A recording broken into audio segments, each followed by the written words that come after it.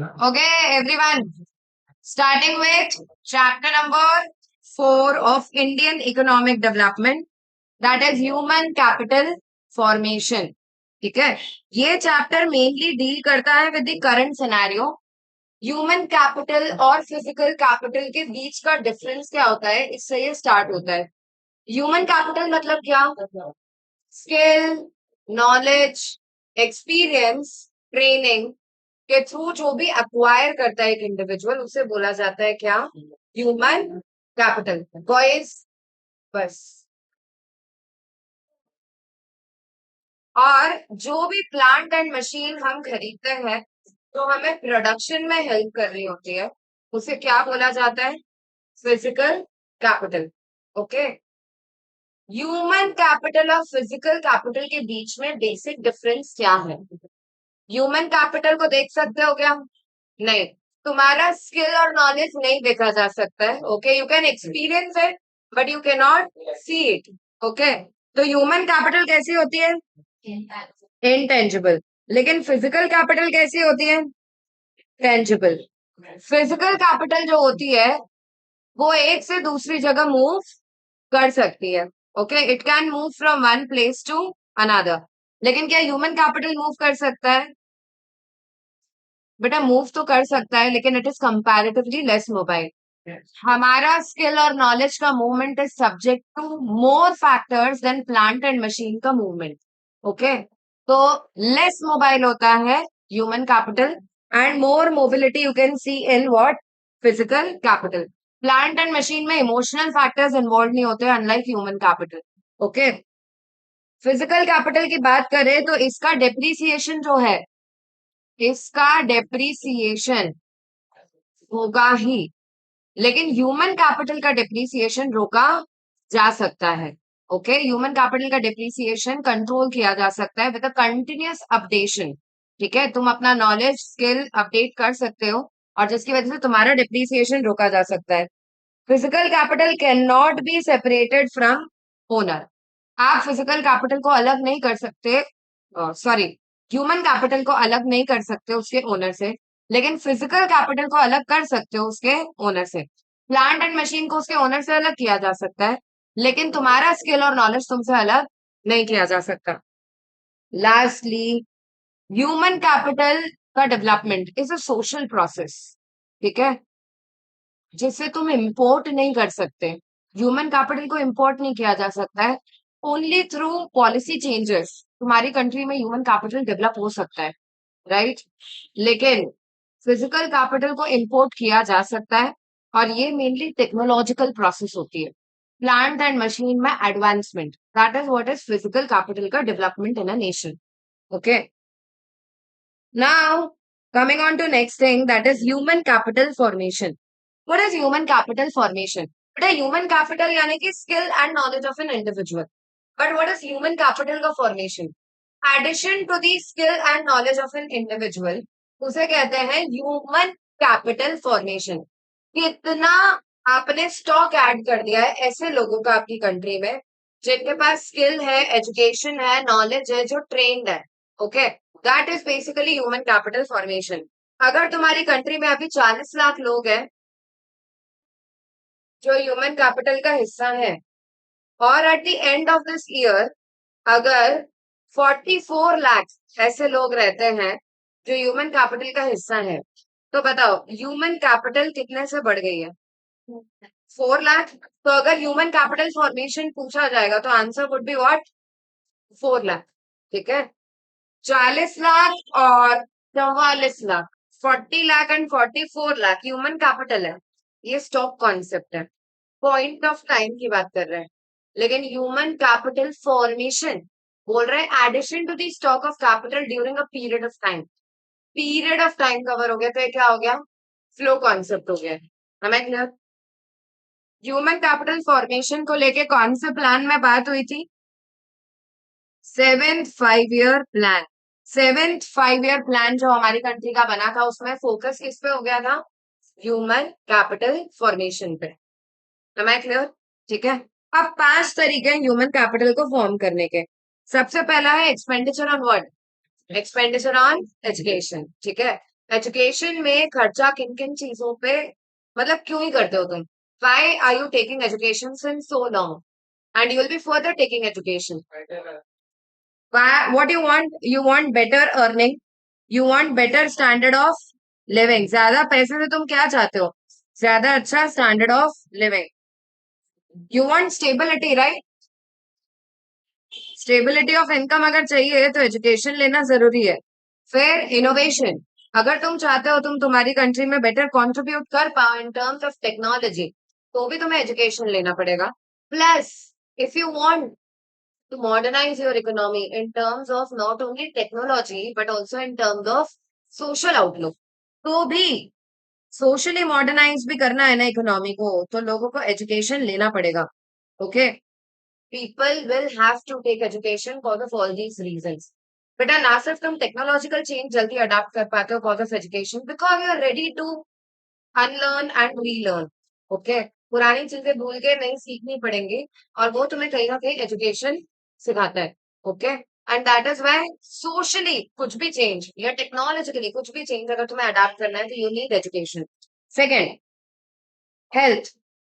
Human capital form करने के लिए दूसरा सबसे इंपॉर्टेंट खर्चा किसका होता है? That is health. Okay, health में 5 तरह के खर्चे होते हैं। कौन से? एक अच्छा sanitation, then clean drinking water, और क्या? Preventive expense.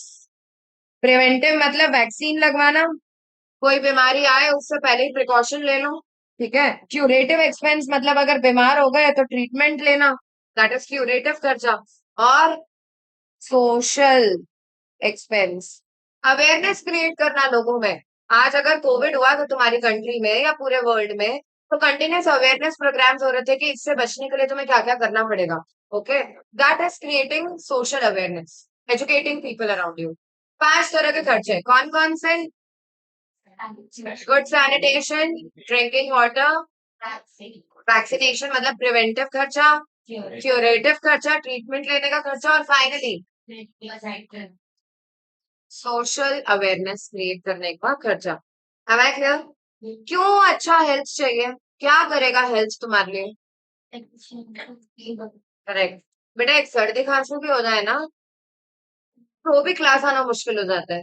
ओके, तो ultimately it is very important to be healthy, क्योंकि एक हेल्दी पर्सन ज्यादा कंट्रीब्यूट कर पाता है उसकी फैमिली के लिए भी, खुद के लिए भी, और सोसाइटी के लिए भी, rather than an unhealthy person. And that is why health पे खर्चा करना इज एक्सट्रीमली इंपॉर्टेंट। तीसरा, expenditure on on the job training. On the job यानी तुम्हारे जॉब के दौरान ही जब तुम्हें ट्रेनिंग दी जाती है, that is refer to as रुद्राक्ष, on the job training.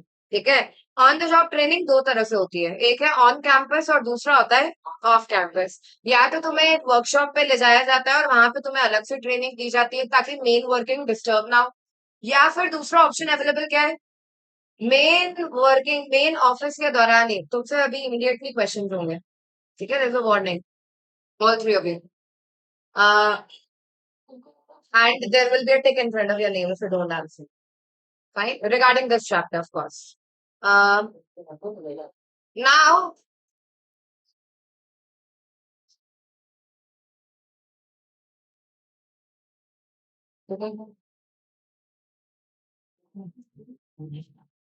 listen.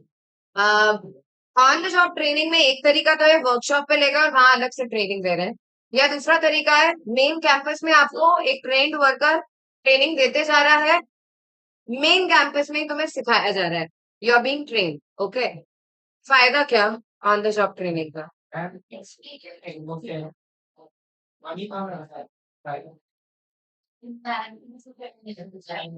बेटा इट इज वेरी इंपॉर्टेंट कि तुम तुम्हारे एम्प्लॉयज को ट्रेन करो, क्योंकि right now they are not yet fit to work in your factory. तुम्हारे वर्क एटमॉस्फेयर से तुम्हें ही उन्हें अवेयर करवाना पड़ेगा। ठीक है, ज्यादा अच्छे से एक स्किल्ड वर्कर काम कर सकता है रादर देन एन अनस्किल्ड या untrained worker. Coming on to fourth, next is migration का खर्चा। माइग्रेशन मतलब या तो आप रूरल से अर्बन एरिया की तरफ जा रहे हो, या फिर आप अर्बन से दूसरे कंट्री की तरफ मूव कर रहे हो, दैट इज माइग्रेशन। माइग्रेशन में 3 तरह के खर्चे होते हैं। एक तो है ट्रांसपोर्टेशन का खर्चा, क्योंकि आप एक से दूसरी जगह जा रहे हो। दूसरा है कॉस्ट ऑफ लिविंग, वहां रहने का खर्चा। तुम तुम्हारी फैमिली से अलग रह रहे हो, तो एक और खर्चा इनकर करना पड़ेगा जिसे कहा जाता है साइकिक कॉस्ट, क्योंकि your stress levels are increasing day by day, you are living away from your family, that is why एक और मेंटल हेल्थ इशू अराइज होता है, और वो साइकिक कॉस्ट का खर्चा एडिशनली इनकर करना पड़ता है। Why do people migrate from one area to another? in search of better education, better jobs, and better standard of living. Okay. And lastly, expenditure on information. आज की तारीख में तुम जितना भी खर्चा हाल फिलहाल भी कर रहे हो, तुम्हारे स्कूल को लेके, तुम्हारे कॉलेज को लेके फ्यूचर में करोगे, या फिर जो भी इंफॉर्मेशन तुम सीख करना चाहते हो, भले ही वो चैट जीपीटी या गूगल की मदद से ही क्यों ना हो, you have to incur some kind of expenditure, and information is power. Am I clear? ठीक है, ये पांचों खर्चे तुम्हें करने होंगे ताकि ह्यूमन कैपिटल फॉर्म हो पाए इन द नेशन। क्या फायदा ह्यूमन कैपिटल फॉर्मेशन का? Importance of HCF, human capital formation. पहला बेनिफिट क्या है बेटा? अगर तुम स्किल्ड हो, ट्रेन्ड हो, तो ही तुम प्लांट एंड मशीन भी ढंग से यूज कर पाओगे, right? A skilled person will better contribute in the usage of machine rather than an unskilled person। ठीक है, तो पहला, इट हेल्प्स इन बेटर या effective use of what? Physical capital. दूसरा इंपॉर्टेंट चीज, प्रोडक्शन भी बढ़ेगा, प्रोडक्टिविटी भी बढ़ेगी। एक घंटे में जितना आउटपुट एक स्किल्ड पर्सन प्रोड्यूस कर सकता है, ऑफकोर्स अनस्किल्ड प्रोड्यूस नहीं कर पाएगा। प्रोडक्टिविटी ज्यादा, तो ऑटोमेटिकली ओवरऑल प्रोडक्शन बढ़ जाएगा। तो it will increase production as well as productivity. It will help in technological advancement. अगर तुम पढ़े लिखे हो, तुम स्किल्ड हो, तुम ट्रेन्ड हो, तुम हेल्दी हो, you will be better contributing in technological advancement. Nextly, standard of living improve होगा, पॉपुलेशन ग्रोथ कंट्रोल में आ जाएगी। तुम ज्यादा अच्छी इनकम कमाओगे तो स्टैंडर्ड ऑफ लिविंग बढ़ेगा। एजुकेटेड रहोगे तो automatically you know the importance of a small family. Okay, and lastly it is going to increase your life expectancy. कैसे? अगर आज तुम्हारी country is facing a crisis of air quality, ठीक है, and specially in metros जो बहुत ज्यादा problem बढ़ चुकी है, it is going to affect health of people badly, और उसकी वजह से कहीं ना कहीं average life of an individual is going to get affected. तो लाइफ एक्सपेक्टेंसी अगर इम्प्रूव करनी है तो हेल्थ पे खर्चा करना बहुत इंपॉर्टेंट है, ना सिर्फ हमें बल्कि हमारी गवर्नमेंट को भी। Okay, next, what are the problems still in human capital formation? तुम्हें क्या क्या दिक्कतें लगती है अभी भी ह्यूमन कैपिटल फॉर्मेशन में? सबसे पहला, इनसफिशिएंट रिसोर्स। यार हमारी कंट्री में जितना खर्चा होना चाहिए था हमारे ऊपर, अनफॉर्चुनेटली उतना होता नहीं है। We don't have sufficient resources जो हमारी गवर्नमेंट हम पे खर्च कर पाए। ओके, मतलब health, education, these are basic rights of individual, और इस पे हमारी गवर्नमेंट को भी हम पे खर्चा करना चाहिए, लेकिन अनफॉर्चुनेटली जितना एक्सपेक्टेड है उतना कभी होता नहीं है। One of the biggest reason is we do not have sufficient amount of resources to cater such a big population. Okay. दूसरा बड़ा प्रॉब्लम इसी से पता लगता है, इतना ज्यादा पॉपुलेशन है हमारी कंट्री में, हायर पॉपुलेशन ग्रोथ, पॉपुलेशन बहुत ज्यादा स्पीड से बढ़ रहा है, और जिसकी वजह से we have become the most populous country of this world. ठीक है, तो अल्टीमेटली आप सबसे ज्यादा पॉपुलेशन रख लो और उसके अगेंस्ट आपके पास रिसोर्स है नहीं, and that's why it is resulting into problem of human capital formation. Brain drain एक दूसरी प्रॉब्लम है। What is brain drain? Best brains of the country, best brains क्या हमारे पास हम रिटेन कर पा रहे हैं? क्या हमारी गवर्नमेंट उनके एजुकेशन पे खर्चा कर रही है, उनके हेल्थ पे भी शायद खर्चा कर रही है, लेकिन अनफॉर्चुनेटली उनको रिटेन नहीं कर पा रही है। They are moving out of India. Why? Lack of skill job opportunities in our country. Am I clear? Nextly, poor man power planning. Poor man power planning यानी क्या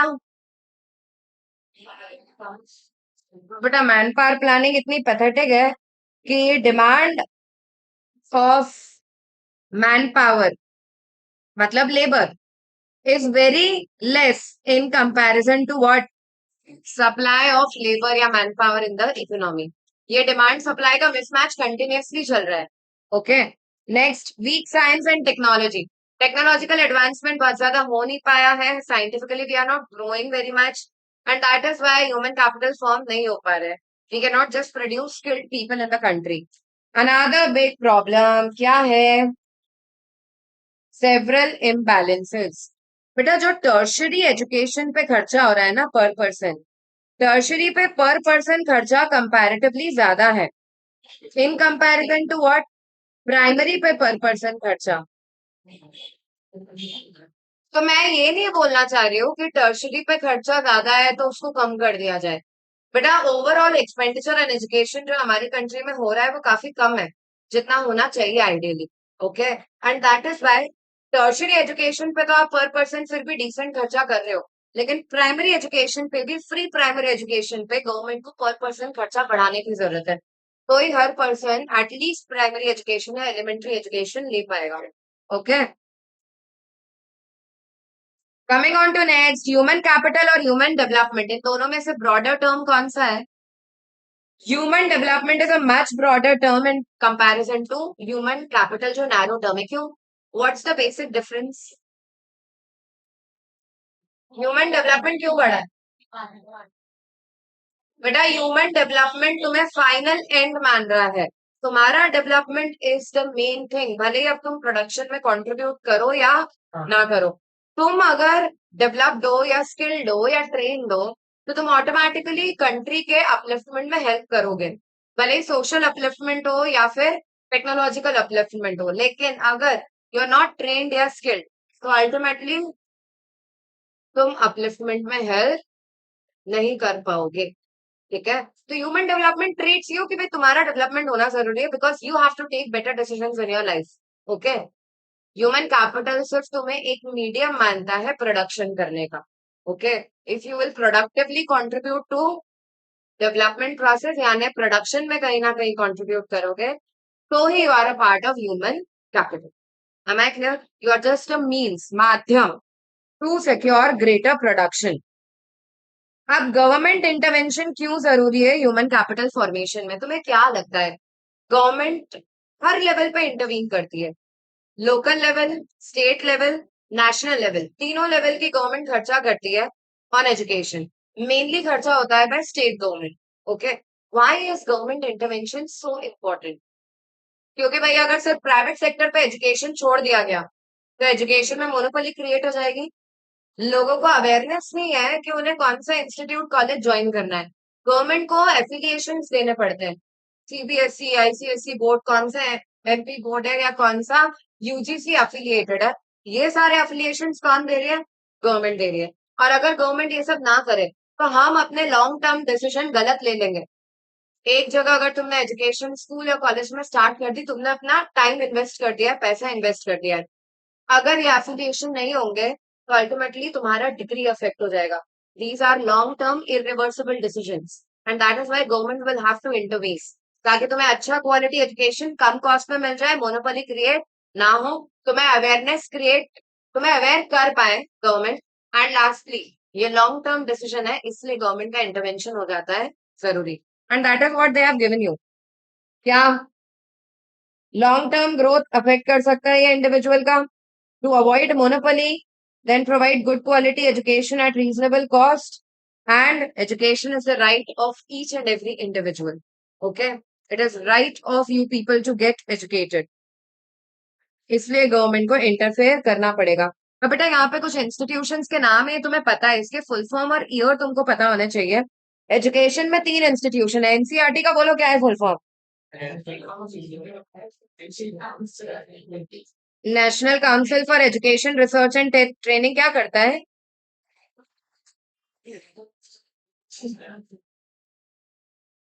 बुक्स बनाता है, कोऑर्डिनेट करता है सारी activities related to the syllabus, curriculum, books. Okay. It manages all the school level activities. कब form हुआ? 1961. ठीक है. फिर नेक्स्ट फुल फॉर्म बोलो. यूजीसी का क्या है? University grants education. बेटा यूनिवर्सिटी ग्रांट्स एजुकेशन वही काम करता है कॉलेज लेवल पे जो एनसीईआरटी स्कूल लेवल पे कर रहा है. तो ये आया कब? 1953. लेकिन स्टैट्यूटरी स्टेटस कब मिला? 1956. फिर तीसरा है एआईसीटीई, फुल फॉर्म है all India council for technical education. All India council for technical education mainly जो काम करता है वो है टेक्नोलॉजिकल अपडेशन करना इन दी कॉलेज। ठीक है, एआईसीटी का भी एफिलिएशन होता है। हायर लेवल एजुकेशन में टेक्नोलॉजिकल अपडेशंस करते रहना is the work of AICT. कब आए? 1945 में। एंड फाइनली मेडिकल फील्ड में आईसीएमआर। शायद इसका ईयर तुमने नहीं लिखा होगा, नोट्स में नहीं होगा, ऐड कर सकते हो। आईसीएमआर का फुल फॉर्म है Indian council for medical research. बेटा ये मेडिकल फील्ड की काउंसिल है जो कोऑर्डिनेट करती है हेल्थ की एक्टिविटीज को सारे लेवल्स पे। 1911 में स्टैब्लिश हुई थी। ICMR was establish in the year 1911। You can add this data. अब आ जाते हैं education sector of our country. Education sector की बात करें तो हमारी कंट्री में गवर्नमेंट कितना खर्चा कर रही है? गवर्नमेंट के टोटल खर्चे का केवल 15.7 गवर्नमेंट खर्च कर रही है। पहले ये केवल था 7.59 और अब बढ़ के हो गया है 15.7। अप्रोक्सीमेटली गवर्नमेंट के टोटल खर्चे का 16% एजुकेशन पे जाता है। और वहीं जीडीपी पे कितना जा रहा है? जीडीपी पे पहले था 4%, सॉरी 0.6%, जो बढ़ के हो गया है अब 4%। क्या 4% भी सफिशियंट है? नहीं, आइडियली कितना होना चाहिए? 6%। That is what should be the expense. 6% should have been the expense, लेकिन अचीव केवल कितना हो पा रहा है? केवल 4%। Very low expenditure. Okay, education expenditure by government, इसमें क्या दिक्कतें हैं? सबसे पहला प्रॉब्लम, ज्यादा खर्चा किस पे हो रहा है? यार अभी तो आपने बोला कि पर पर्सन खर्चा टर्शरी पे ज्यादा हो रहा है, एलिमेंट्री पे कम हो रहा है। टोटल एक्सपेंस की बात हो रही है, उधर पर पर्सन की बात हो रही थी। यहाँ पे टोटल एक्सपेंडिचर किस में ज्यादा है? एलिमेंट्री एजुकेशन में। 14 साल तक का एजुकेशन में गवर्नमेंट ज्यादा खर्चा कर रही है, लेकिन ओवरऑल टर्शरी एजुकेशन पे खर्चा है कम। ठीक है, और वहीं पर पर्सन खर्चा किस में ज्यादा हो रहा है? टर्शरी में ज्यादा हो रहा है पर पर्सन खर्चा, और प्राइमरी में हो रहा है कम। तो किसका खर्चा किस में डाल दिया जाए? किसी का भी खर्चा किसी में डालने की जरूरत नहीं है। जब मैं बोल रही हूँ कि ओवरऑल खर्चा 6% होना चाहिए आपके गवर्नमेंट के बजट में से, नॉट बजट, जीडीपी में से 6% होना चाहिए, और हो कितना रहा है? 4%। तो दोनों ही जगह खर्चा बढ़ाने की जरूरत है। ओके बेटा, बहुत सारे इम्बैलेंसेस भी देखे गए हैं स्टेट्स के बीच में। बिहार में पर पर्सन एजुकेशन पे खर्चा केवल कितना है?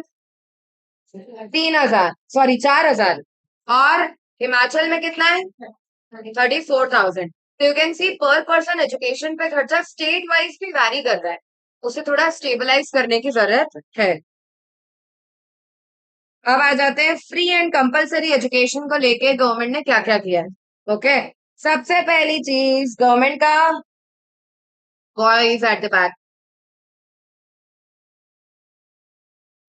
एक्सपेंडिचर ऑन एजुकेशन कितना होना चाहिए था? 6%, जो कितना है अभी? केवल 4%। ये तो मैंने तुमको बता ही दिया है। हमारी कंट्री में राइट टू एजुकेशन आया है। राइट टू एजुकेशन कब आया? 2009 में। क्यों आया? ताकि हर 14 साल तक के बच्चे को फ्री एंड कंपलसरी एजुकेशन मिल पाए। ठीक है, उसके अलावा तपस मजूमदार कमेटी, तपस मजूमदार कमेटी ने क्या बोला था? 1998 में क्या बोला? अगले 10 साल तक कितना खर्चा होना चाहिए? 1.37 लाख करोड़। बेटा ये एमसीक्यू में पूछ सकते हैं, this something very important. 1.37 lakh crore खर्चा टोटल होना चाहिए for next 10 years on education. क्यों?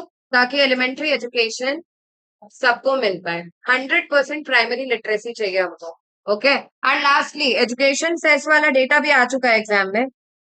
हमारी कंट्री में एजुकेशन सेस, टैक्स पे एक सेस कलेक्ट किया जाता है, कितने परसेंट पे? 2% पे। 2% एजुकेशन सेस का रेट है, और secondary and higher education cess का रेट 1% है। That is collected on tax. Education पे खर्चा करने के लिए सेस कलेक्ट होता है। अब लिटरेसी रेट देखो यार, सबसे पहला कौन सा देके रखा है? Adult literacy rate. Adult literacy rate मतलब more than 15 years of age के कितने लोगों ने एजुकेशन लिया है। But if you see, males हो या फीमेल्स हो, ये रेशियो दोनों में बड़ा है। ओके, देन नेक्स्ट है यूथ लिटरेसी रेट। नहीं, यूथ के पहले एक और है, primary completion rate. What is primary completion rate? कितने लोगों ने एडमिशन लिया in the school and they could actually complete their primary education. ठीक है, again in males as well as in females ये दोनों ही रेशियो फिर से बड़े हैं परसेंटेज वाइज। और लास्ट है youth literacy rate. What is youth literacy rate? 15 से 24 साल के बीच के जो एज ग्रुप के लोग हैं वो कितना एजुकेशन ले पाए हैं। Again in mails and females ये दोनों ही रेशियो फिर से बढ़े हैं। क्या बता रहा है ये एजुकेशन के बारे में? There has been increase in the percentage of people taking education in the country. Okay. Female education यार, फ्यूचर प्रोस्पेक्ट्स। तुमको अभी भी दिक्कत लगती है क्या एजुकेशन में? हाँ, नहीं बेटा, तुमको पढ़ने में दिक्कत होती है उसकी बात नहीं हो रही है। ओके, क्या क्या प्रॉब्लम है वो बताना है। Still, there are large number of illiterates. There are so many people who have not taken education, and female literacy is a far-fetched goal. Still, okay. तो ये दोनों चीजें still बहुत बड़ा problem है. Why is female education important? ये पूछा जा सकता है 3 नंबर में. Why is female education important? बताओ बताओ. करेक्ट, सबसे पहले आपको फाइनेंशियल इंडिपेंडेंस देता है। So females are financially independent to take their own decision. That is the first benefit. And दूसरा क्या? But it will help in improving their health, right? Fertility rate कम कर सकते हैं cause of education, and that is why it will also contribute to health of not only female but also of the family. Okay? इसके तहत इसके चलते government ने launch किया था 2015 में कौन सा अभियान? बेटी बचाओ बेटी पढ़ाओ। Save girl child, protect girl child, educate girl child. Okay, that was the अभियान, fine, because they wanted to promote female education. Okay, maximum खर्चा बस दिक्कत हो गई मार्केटिंग पे हो गया। Okay, now coming on to next, unemployment in the country. Unemployment, बेटा इसके रेट्स भी एमसीक्यू में आ गए थे कुछ स्कूल में, और इन लोगों ने बोला था arrange in the order of unemployment. Okay, ठीक है, कोई स्कूल के एमसीक्यू में रिसेंट में आ गया है। तुमको ये रेट पहले मैं मना करती थी कि याद रखने की जरूरत नहीं है, लेकिन अब मैं बोलूंगी कि याद रख लेना क्योंकि ये लोग एमसीक्यू में पूछ सकते हैं। Arrange by the order, ascending या डिसेंडिंग कोई ऑर्डर पूछ लिया था कि किसमें सबसे ज्यादा और किसमें सबसे कम है। ओके, तो अब तुम्हें रेट्स ध्यान रखने पड़ेंगे। सबसे पहला, सबसे ज्यादा रूरल मेन ग्रेजुएट जो अनएम्प्लॉयड है वो कितने हैं? 19%। फिर अर्बन मेन ग्रेजुएट कितने अनएम्प्लॉयड है? 16%। रूरल फीमेल ग्रेजुएट कितनी अनएम्प्लॉयड है? 30%। ओके, लेकिन प्राइमरी एजुकेशन लेने वाले रूरल या अर्बन दोनों एरिया में कितने अनएम्प्लॉयड है? केवल 3 to 6%। Why is this ratio so adverse? क्या बता रहा है ये? बेटा ग्रेजुएट ज्यादा अनएम्प्लॉयड है और प्राइमरी एजुकेशन लेने वाले कम अनएम्प्लॉयड है। क्यों?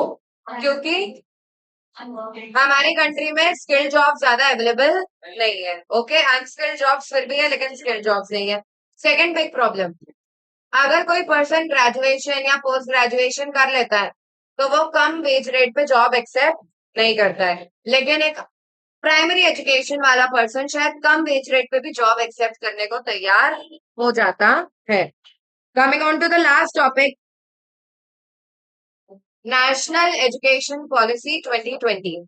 What was national education policy?